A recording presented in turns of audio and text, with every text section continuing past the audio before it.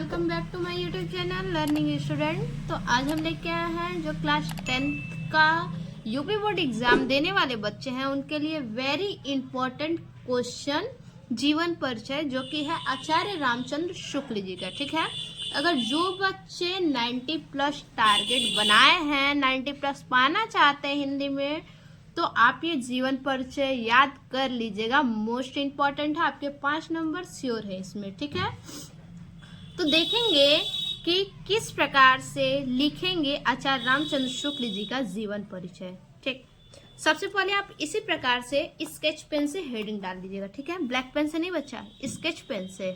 Sketch pen आप use कर सकते हैं, कोई दिक्कत नहीं है। ठीक है, तो स्केच पेन से आप हेडिंग डाल लीजिएगा आचार्य रामचंद्र शुक्ल। ठीक है, और डबल अंडरलाइन ऐसे कर लीजिएगा। उसके बाद लिखेंगे संक्षिप्त परिचय। ठीक है, लिखेंगे संक्षिप्त परिचय, फिर से डबल अंडरलाइन। उसके बाद लिखेंगे जन्म सन 1884 ईस्वी में, जन्म स्थान अगोना नामक ग्राम में हुआ था, बस्ती जिला के, उत्तर प्रदेश में ही बस्ती जिला के अगोना नामक ग्राम में इनका जन्म हुआ था। इनके पिता का नाम था चंद्रबली शुक्ल, इनकी माता विभाषी देवी थी और इनकी पत्नी जो थी सावित्री देवी। शिक्षा इन्होंने हिंदू विश्वविद्यालय से प्राप्त किया है और पुरस्कार इन्हें मिला है, साहित्य अकादमी पुरस्कार मिला है। ठीक है, और उसके बाद जो है कि पद्म भूषण पुरस्कार मिला है। और निधन इनका जो हुआ है वो सन 1941 ईस्वी में। ठीक, तो इस प्रकार से आपको संक्षिप्त परिचय लिखना है। संक्षिप्त परिचय में ज्यादा कुछ ना है, और इसके बाद जो है कि आपको क्या करना है, हेडिंग डालेंगे जीवन परिचय। ठीक है, जीवन परिचय हेडिंग डालेंगे, जो भी इम्पोर्टेंट लाइन होगा उसको हम हाईलाइट करेंगे स्केच से। ठीक है, तो देखिए स्केच से ही हमने सब कुछ लिखा है।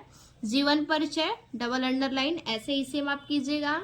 उसके बाद लिखेंगे पंडित रामचंद्र शुक्ल का जन्म बस्ती जिले के अगोना नामक ग्राम में सन 1884 ईस्वी में हुआ। ठीक है, इनका जन्म कहाँ हुआ, तो उत्तर प्रदेश में जो है कि बस्ती जिले के अगोना नामक ग्राम में सन 1884 ईस्वी में हुआ है।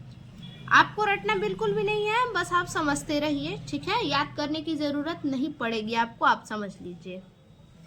इनके पिता का नाम पंडित चंद्रबली शुक्ल था। ठीक, इनके पिता का क्या नाम था, पंडित चंद्रबली शुक्ल, जो सुपरवाइजर कानूनगो थे। इनके पिताजी क्या थे, पंडित चंद्रबली शुक्ल जी सुपरवाइजर कानूनगो थे।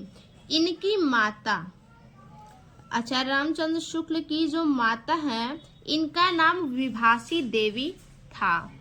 इन्होंने हाई स्कूल की परीक्षा मिशन स्कूल से उत्तीर्ण की। ठीक है, इन्होंने हाई स्कूल की परीक्षा कैसे की, तो मिशन स्कूल से उत्तीर्ण की।